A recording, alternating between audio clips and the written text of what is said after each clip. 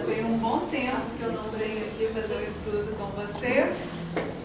Bom, como é de praxe, o estudo não é uma palestra, é um estudo onde contamos com a contribuição e a participação de todos, né? Espero que o assunto seja interessante como a boneca, né? Que desperte esse sentimento de alegria e de aprendizado em todos nós.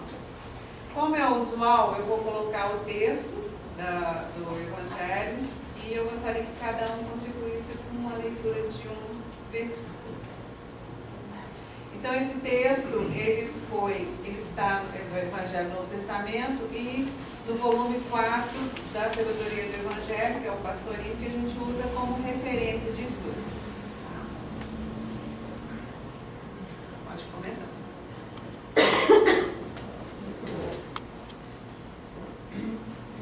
Marcos, capítulo 7, versículos 31 a 37.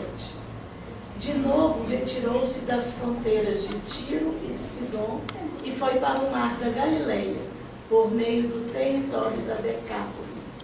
E trouxeram-lhe um surdo e gado, e pediram-lhe que pusesse a mão sobre ele. Tirando-o da multidão, Jesus levou-o à parte, pôs seus dedos nos ouvidos dele e, cuspindo, tocou-lhe a língua. Depois, erguendo os olhos ao céu, suspirou e disse: Epifeta, isto é, abre-te. E foram abertos seus ouvidos, logo se lhe rompeu o freio da língua e falavam corretamente. Recomendou-lhe Jesus que a ninguém o dissesse, mas quanto mais o recomendava, tanto mais ele o divulgava. E admiravam-se imensamente, dizendo: fez bem todas as coisas, faz os surdos ouvirem e os mudos falarem. Vocês querem ler mais uma vez? Vamos fixar. De novo retirou-se das fronteiras de Tiro e de Sidom e foi para o mar da Galileia por meio do território da Decápole. E trouxeram-lhe um surdo e gado, e pediram-lhe que pusesse a mão sobre ele. Tirando da multidão, Jesus levou-o à parte, pôs seus dedos nos ouvidos dele e, cuspindo, tocou-lhe a língua. Depois, erguendo os olhos ao céu, suspirou e disse: Epifeta, isto é, abre-te. E foram abertos seus ouvidos e logo se lhe rompeu o freio da língua e falava corretamente. Recomendou-lhe Jesus que a ninguém o dissesse, mas quanto mais ele recomendava, tanto mais eles divulgavam. E admiravam-se imensamente, dizendo: Fez bem todas as coisas, faz os surdos ouvirem e os mudos falarem. Legal, né? Como é de usual, eu gosto de posicionar geograficamente onde que aconteceu isso na época, né? Então, quando ele fala de Tiro, Sidom, ele vai para o mar da Galileia. Esse mapinha a gente vai ver mais para frente, que aí eu vou detalhar toda a trajetória do Cristo e dos apóstolos a chegar até a Galileia, tá bom? Então, vamos lá. O que é Decápole? Decápole é uma região ao leste do Jordão, né, e do mar da Galileia, que é um conjunto de 10 cidades, que são cidades fronteiriças com a parte oriental do Império Romano. É uma cidade não judaica, né, uma região não judaica, e ela tinha como maioria dos habitantes os famosos gentios. Portanto, completamente fora do controle judaico. Alguém sabe o significado de gentios? Qual é o significado? Um povo que não conheceu Jesus e não acreditavam nele. Por isso que diz, Paulo foi o apóstolo gentio, que foi lá profetizar aquele pessoal que não conheceu Jesus. Mas antes de Jesus, os gentios já existiam e eram denominados gentios. Porque não... Na verdade, eles eram considerados como os que não tinham o conhecimento monoteísta.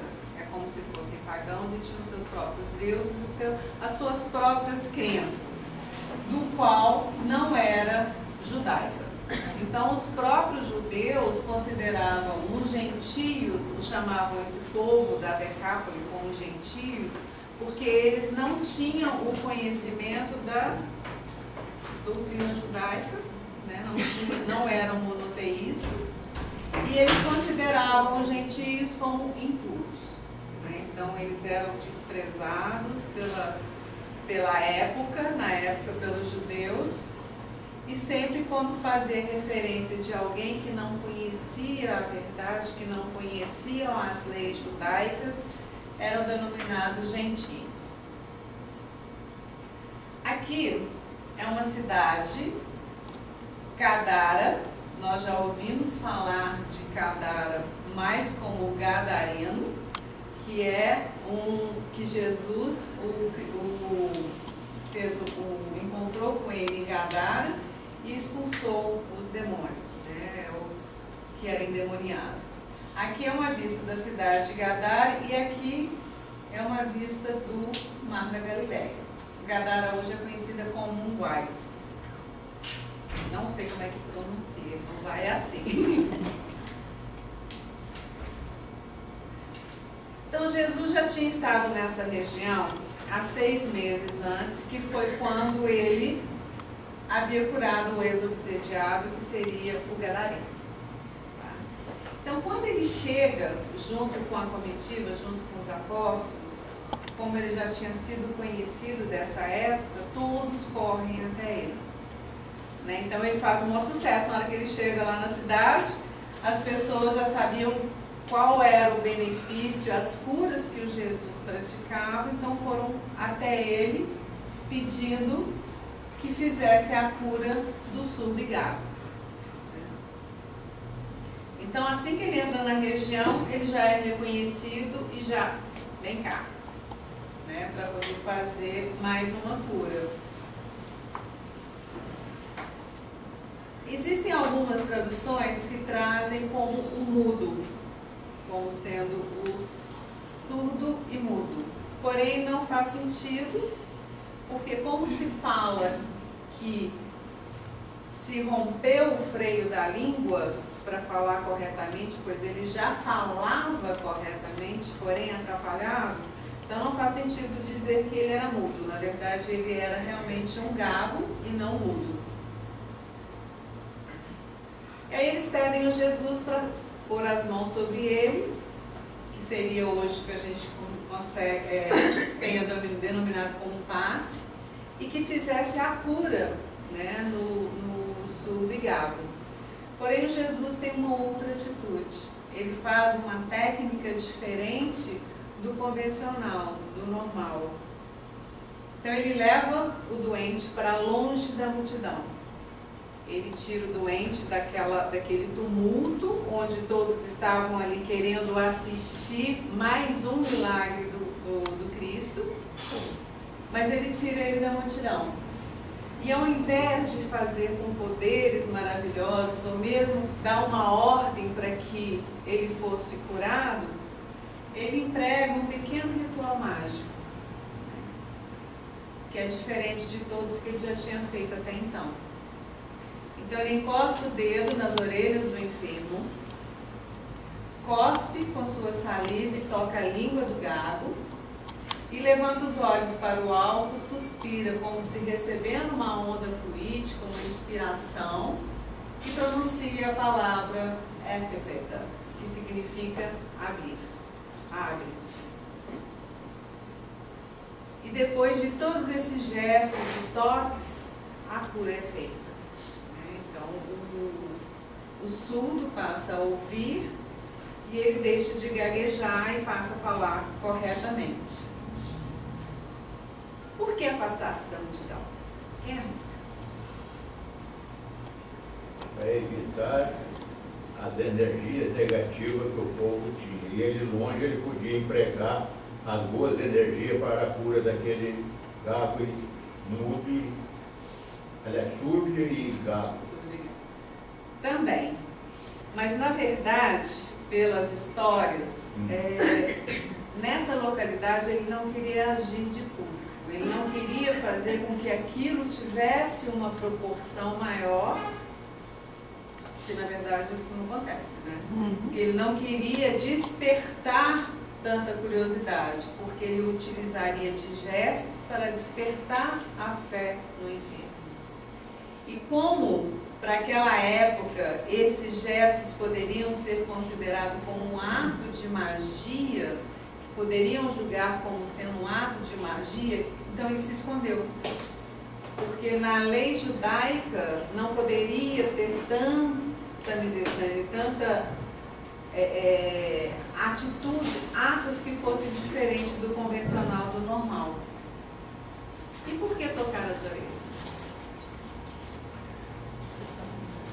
A resposta é tão óbvia, né, que eu fiquei pensando. Ele era surdo, né? Exato, exato.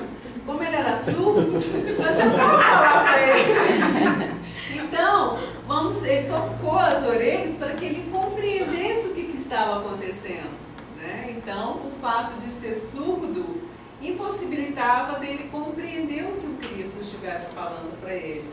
Então, através do toque, ele ia demonstrar ao surdo o que faria naquela parte do corpo que era afetada pela surdez.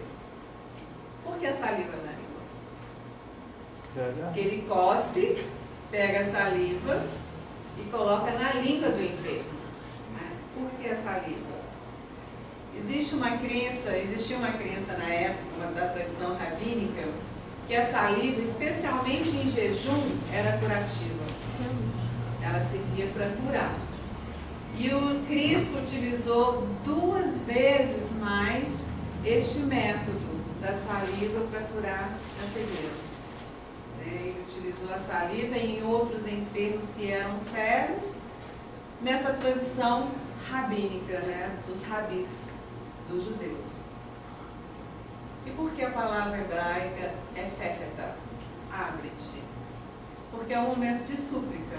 Né? Ele faz a súplica, é como se fizesse, né, a conexão com o alto, pedindo, suplicando que abrisse os ouvidos e que tirasse os freios da língua, fazendo assim a cura do enfermo. Só que, para os preceitos rabínicos, era proibido qualquer palavra quando se tratava de chagas ou feridas, para evitar que se fizesse esses efeitos mágicos da palavra como uma crença. Então, mais um motivo do Cristo ter tirado o enfermo da multidão e levado para um lugar reservado, onde não teria a presença de muitas pessoas que pudessem julgá-lo em uma atitude mágica, em uma atitude que não era de acordo com os preceitos rabínicos. A gente sabe o quanto que ele foi perseguido, né? O quanto ele estava sendo perseguido, então nada podia mais justificar. Então, tentava-se dificultar. Agora, quando a gente ouve do lado físico, né, dessas explicações, elas fazem sentido para a gente, né? Pelo menos para mim faz, responde. Mas aí apenas fala-se no efeito externo. Então, se considerarmos que Jesus não precisava de nenhum toque, não precisava de nenhuma palavra, não precisava de nada para poder manifestar o que ele desejava como cura. Então, se isso era possível, né, se não havia essa necessidade da multidão, então alguma razão tem, né, para que a gente possa investigar nessa ação do Cristo, né, por quê? Né, qual o motivo de ter agido dessa forma? Então, a seguir, vem a habitual proibição de divulgar o ocorrido. Claro que não teve erro. Né? Todo mundo saiu dali contando, encantado, maravilhado com o feito que tinha acontecido com o milagre. Né? Então, por mais que pedisse, ó, gente, não conta para ninguém, já saíram de todos, contando para todas as torcidas, para que todo mundo ficasse sabendo o que tinha acontecido.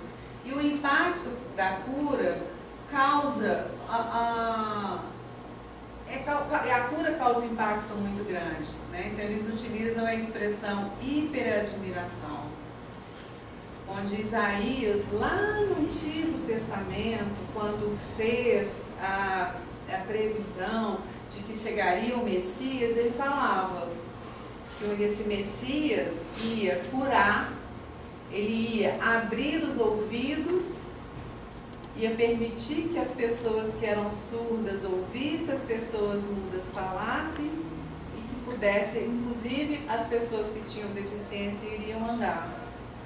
E quando João Batista mandou seus emissários, que está em Mateus, para ver o que estava acontecendo, que ele ficou sabendo de todas as notícias das curas, Jesus também ratificou: sim, eu estou aqui para curar. Eu estou curando cegos, estou curando mudos, inclusive ressuscitando os mortos. Né? Então, assim, a previsão estava feita, estava consumada, né? de que Jesus realmente era o Messias. Então, existe um ensinamento simbólico, além daquele fato real que a gente falou até então. Então, agora vamos subir um pouco na nossa compreensão, sugerido pelo pastorino, para que possamos abrir a nossa mente por um outro entendimento. Porque enquanto estivermos falando do físico e do material, é palpável e até mais fácil de compreendermos e aceitarmos. Aí quando passamos para essa compreensão um pouco mais elevada, aí vem o sentimento, aí é coração. Né? Então aí vem a fé, de realmente acreditar de toda essa trajetória e o porquê e o significado, o simbolismo de tudo isso. Inicialmente, veio uma dúvida que eu vou mostrar no mapinha para vocês entenderem por que se cita isso. Marcos, né, evangelista, ele faz um roteiro detalhado de toda a trajetória do Cristo, de Sírio, Tiro, até a Galileia. Só que essa trajetória dele é um absurdo, porque se fosse hoje a gente fala, o GPS falhou, porque ele errou feio, porque ele deu uma volta gigantesca para chegar no seu propósito, sendo que em linha reta ele teria economizado muitos quilômetros na trajetória dele. Só que naquela época não tinha GPS. Nós estamos falando de Cristo, de Jesus, então quer dizer, ele não errou. Então tinha um porquê dele fazer a trajetória mais longa, de dar essa volta toda até chegar na Decápole. Então, de Tiro, o caminho mais preciso, em linha reta, ele passaria por Cafarnaum. Então, ele sairia de Tiro, passaria por Cafarnaum e alcançaria o Mar da Galileia muito mais rápido. Falando assim, a gente fica um pouco confuso sem ver o mapa. Eu vou colocar no mapa para vocês entenderem. No entanto, ele faz uma jornada que ele aumentou em 150 quilômetros a trajetória dele. Nós estamos falando de 150 quilômetros a pé. Não é de carro, é a pé. Então, imagina um tempo a mais que foi necessário para fazer essa trajetória de 150 quilômetros. Então, existe a possibilidade que ele aproveitou essa viagem para conversar, ficar mais próximo dos seus discípulos.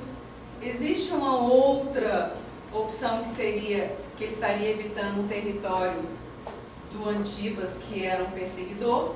Então, ele faria uma trajetória maior para fugir de passar pela região do Antipas. Tudo isso é possível. Mas nós estamos agora na compreensão um pouco mais elevada. Nós saímos do material. Se saímos do material, isso aqui não vai nos atender. Né? Então, vamos continuar.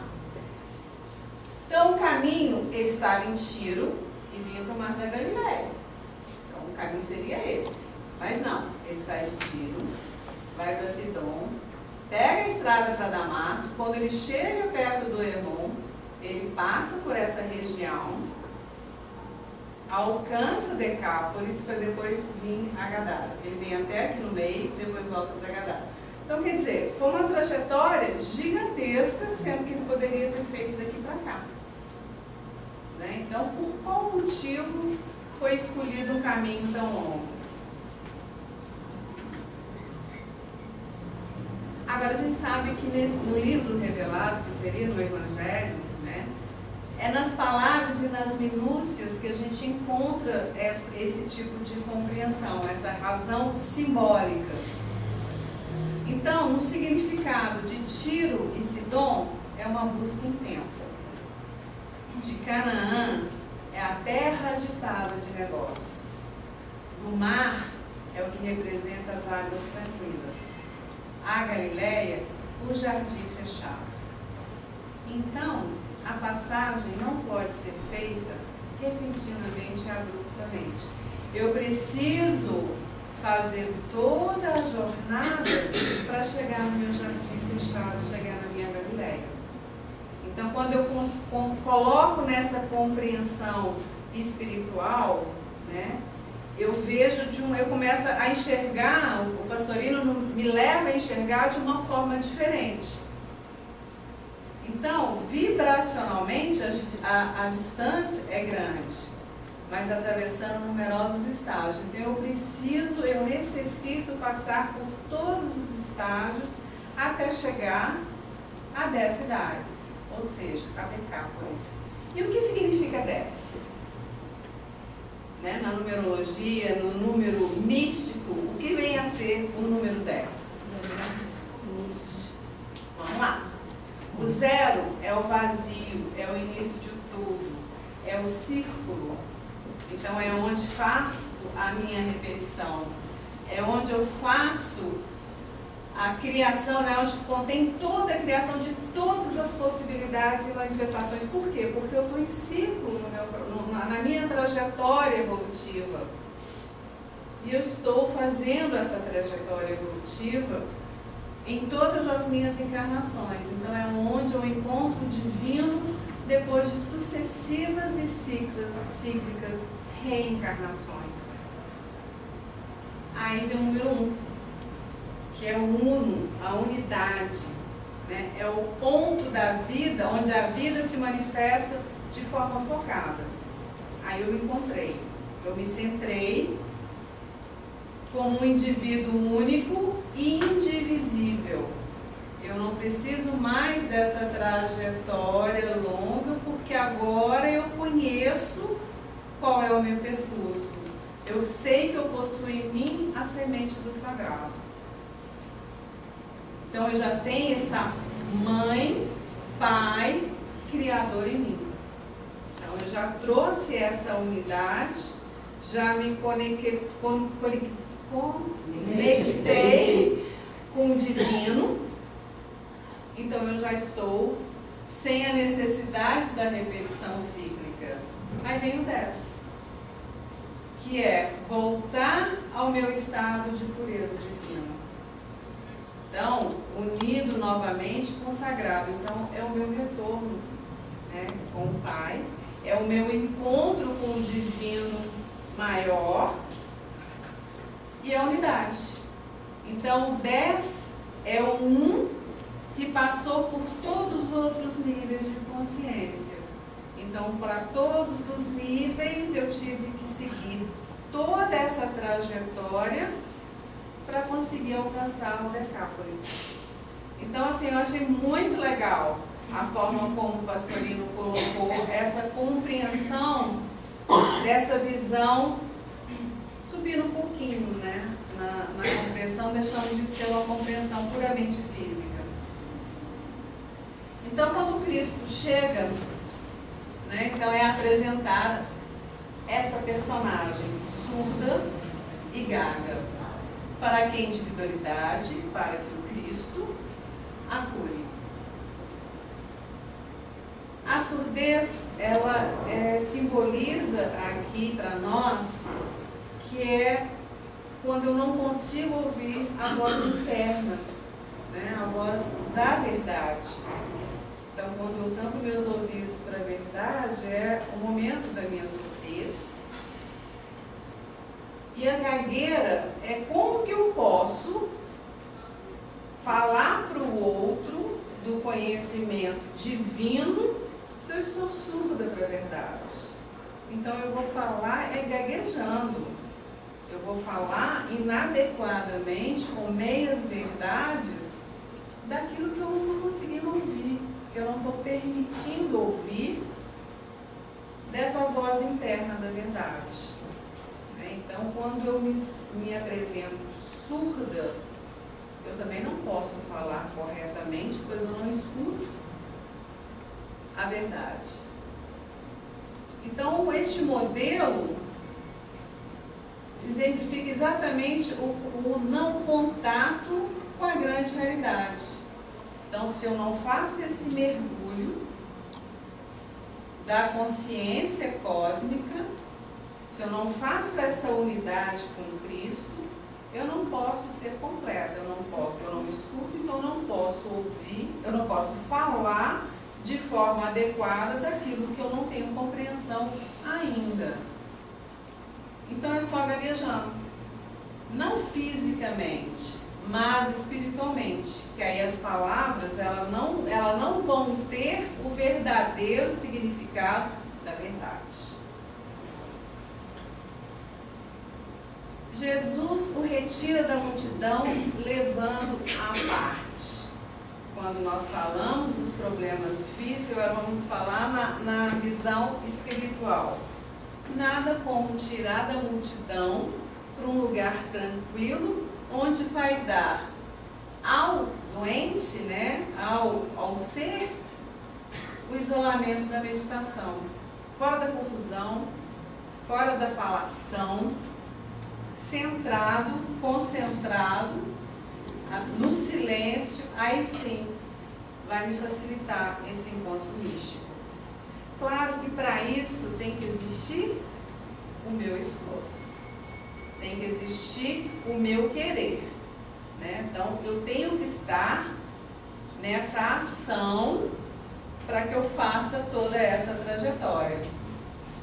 Aí o Cristo coloca os seus dedos nos ouvidos, revelando a bondade do Cristo, misericordiosamente de suas mãos, para que eu possa melhorar o meu ouvido. E cuspindo, isso é, tirando uma parte dele e transferindo para mim. Então, isto é, emitindo de si as intensas vibrações de amor. Então, é uma doação, doando para mim, tocando a minha língua, rompendo o freio para que eu para que eu possa proferir corretamente as palavras da verdade. Eu estou colocando nesse exercício do eu, né? Porque é assim que eu consigo me ver nesse contexto, nessa história. Enquanto eu estiver falando só do outro, eu não trago para mim, né? Então, acho que é um exercício que a Lena nos ensinou que faz muito resultado. E essa comunicação da saliva com a língua alheia representa, até nos dias de hoje, para nós, uma expressão de gesto de amor, que é feita através do beijo, né? Que os amantes, né, através do beijo da boca, fazem essa intercomunicação das almas, né, onde há essa entrega. E isso é um exemplo para nós de verdadeiro amor. Então, elevando a sua tônica, ele ergue os olhos até o céu e pronuncia o som criador, Eféfeta, abre-te. Então, o sentido é a hora que eu tenho que fazer essa entrega, essa abertura, abrir meus ouvidos, abrir minha mente, abrir meu coração e ter esse sentido do termo revelador da necessidade, né, dessa necessidade de conexão, que é abrir os canais superiores do Espírito para a união com Cristo. Então, essa abertura é uma abertura plena.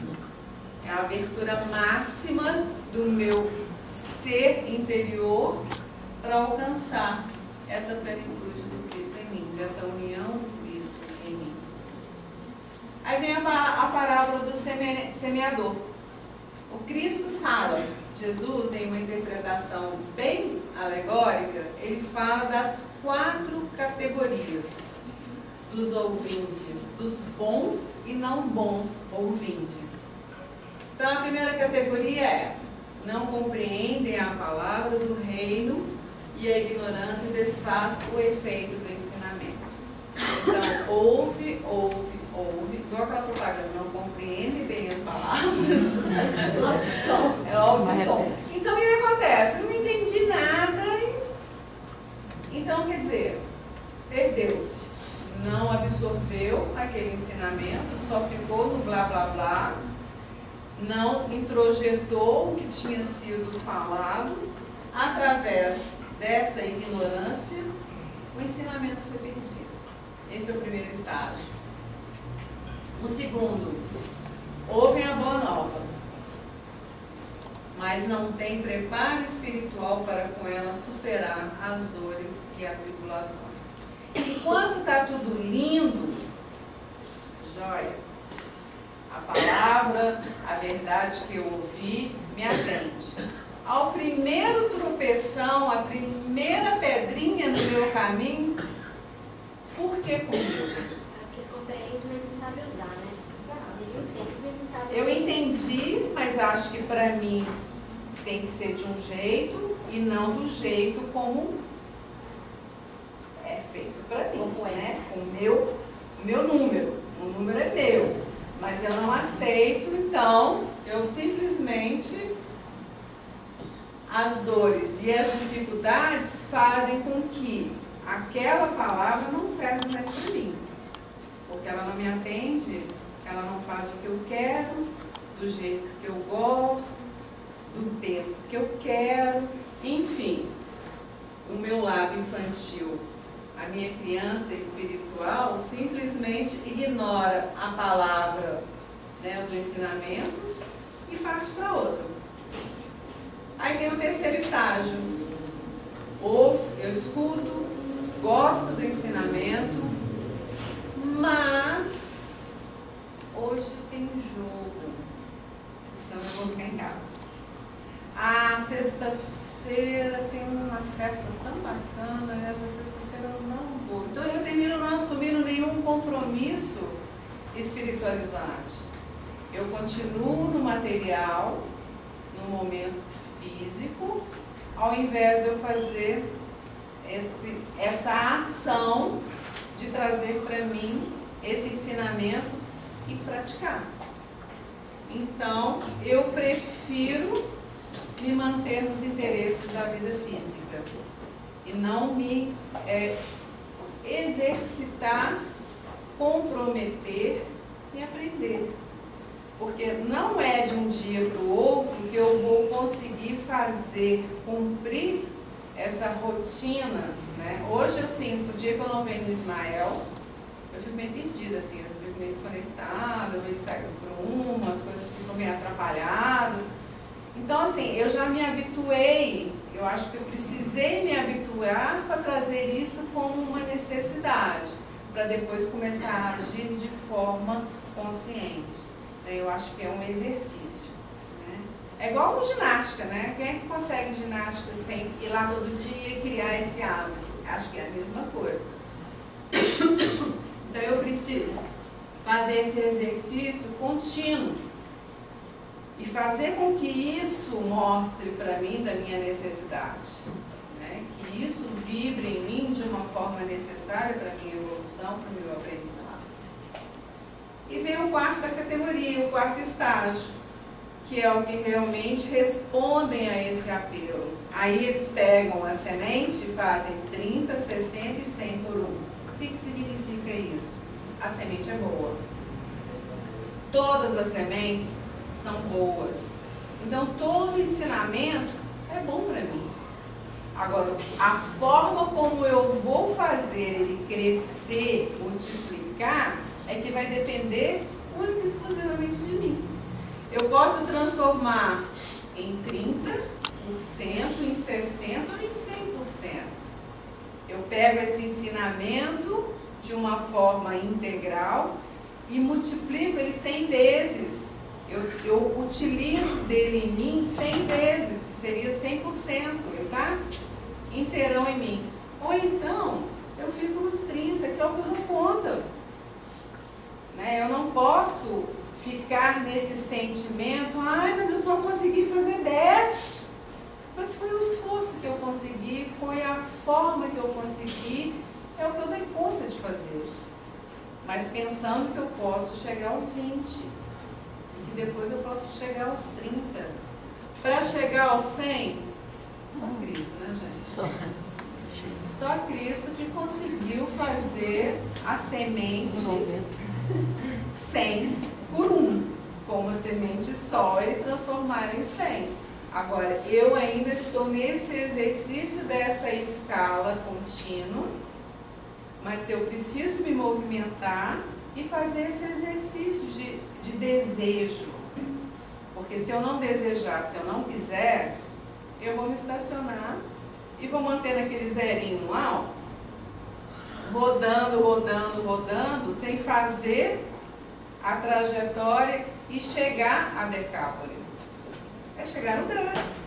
Para eu chegar no 10, para eu ser 10, eu tenho uma longa trajetória.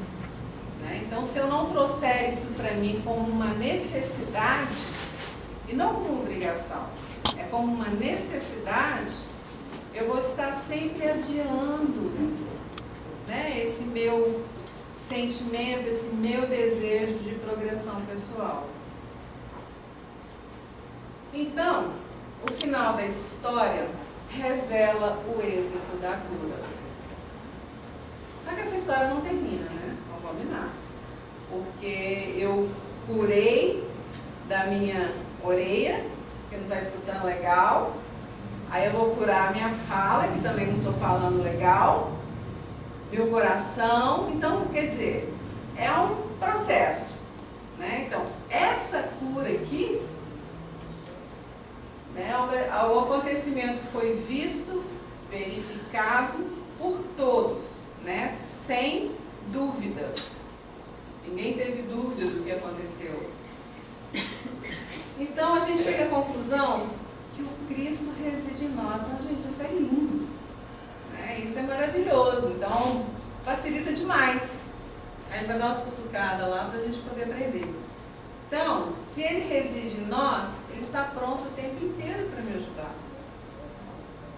Se eu não dou conta sozinho, né, eu tenho que pensar se ele está em mim, se o Cristo está em mim, ele está ali, ó, me dando a mãozinha para me ajudar.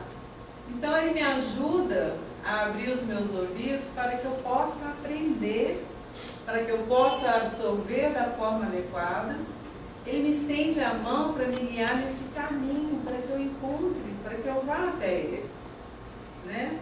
Agora, ali onde eu esbarro, eu tenho que querer. Eu tenho que desejar. Então, eu tenho que fazer essa ação. Eu necessito fazer este caminho, para que eu possa assimilar os seus ensinamentos, silenciosos e profundos, e poder divulgá-lo corretamente. Porque o exercício maior é o modelito, né?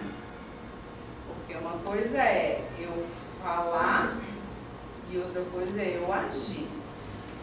Então, se eu falo e não ajo de acordo com o que eu falo, então é isso que eu preciso melhorar. Eu preciso estar sintonizada com o alto, agindo de acordo com o alto, né? Então eu tenho que estar nessa sintonia plena e completa.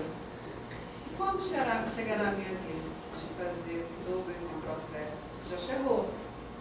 Na verdade, ele já nos convidou a fazer esse caminho, a fazer todo esse processo. Resta agora é seguir, né? E dar a nossa longa trajetória até chegar ao 10. Eu não sei que número que eu estou, não, mas eu acho que ainda estou no zerinho lá rodando até chegar. para até chegar nessa unidade, chegar no 10, ainda tem muito caminho pela frente. Ninguém falou nada? Alguma pergunta? Alguém quer falar alguma coisa, completar o estudo? Não? Então é isso, gente. Obrigada por participar desse estudo de hoje. E eu trouxe uma musiquinha, mas primeiro tem uns recados, aí depois eu coloco a musiquinha. Obrigada.